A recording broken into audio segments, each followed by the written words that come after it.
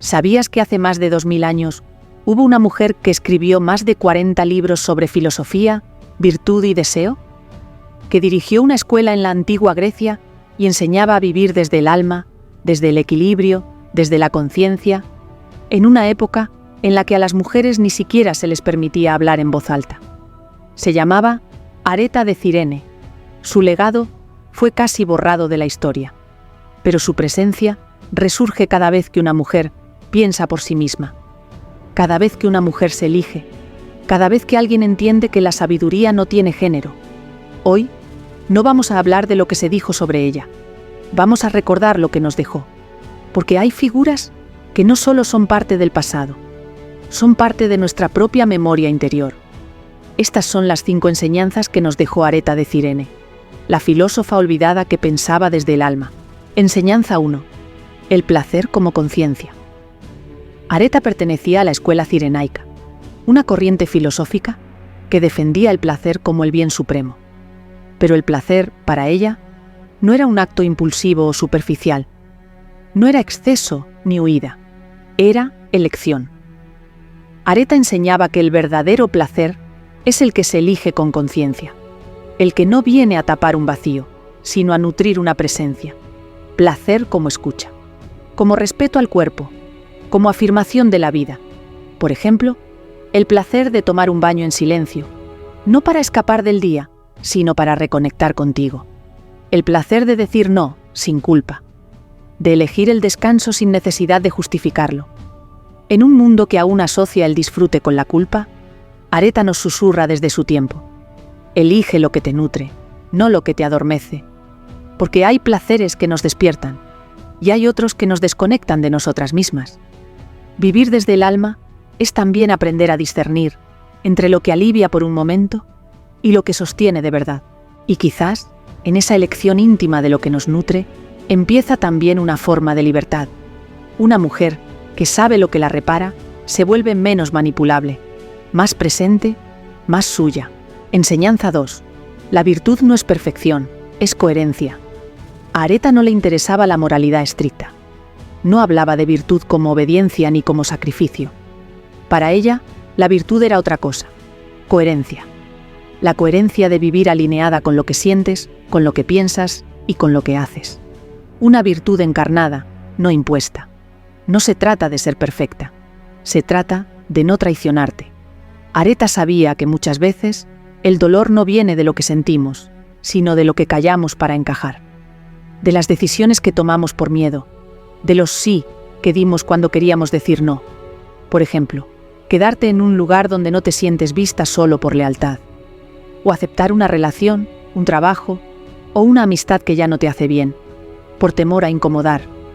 Vivir con virtud, según Areta, es vivir con integridad emocional.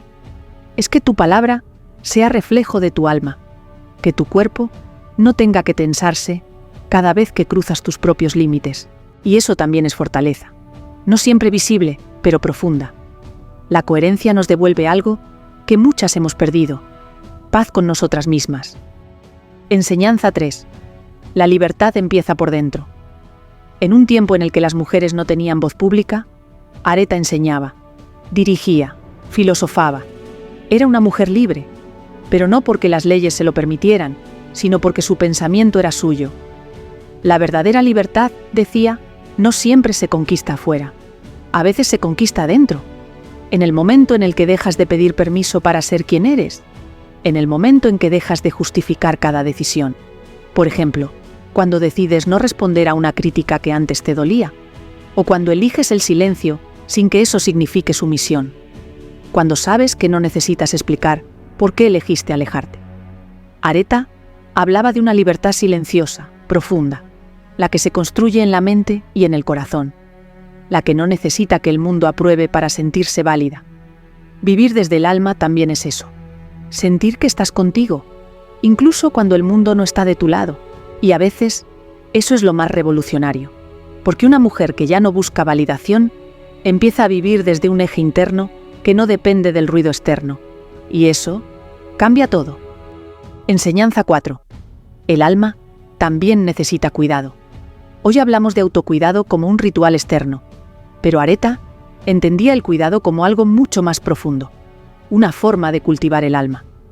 No era solo descanso, era silencio, no era solo parar, era pensar, observar, preguntarse.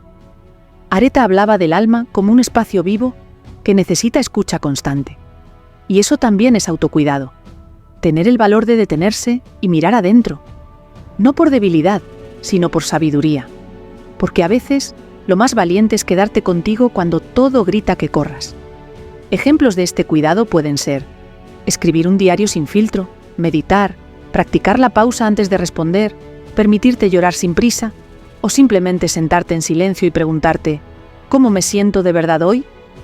Cuidar el alma es escribir, respirar, reflexionar, dejar de exigirnos tanto y empezar a preguntarnos, ¿qué necesito de verdad hoy? Y cuidar el alma también es rodearte de belleza, de verdad, de silencio. No todo lo que cura hace ruido. A veces basta con recordar que mereces habitarte con ternura. Enseñanza 5. La sabiduría no tiene género. Areta fue filósofa, pero durante siglos su nombre se dijo en voz baja, y muchas veces ni siquiera se dijo. Hoy sabemos que escribió, que enseñó, que guió, pero su figura es mucho más que historia, es símbolo, porque Areta representa a todas esas mujeres que han pensado en silencio, que han sentido con profundidad, que han sostenido ideas, comunidades, procesos, sin reconocimiento.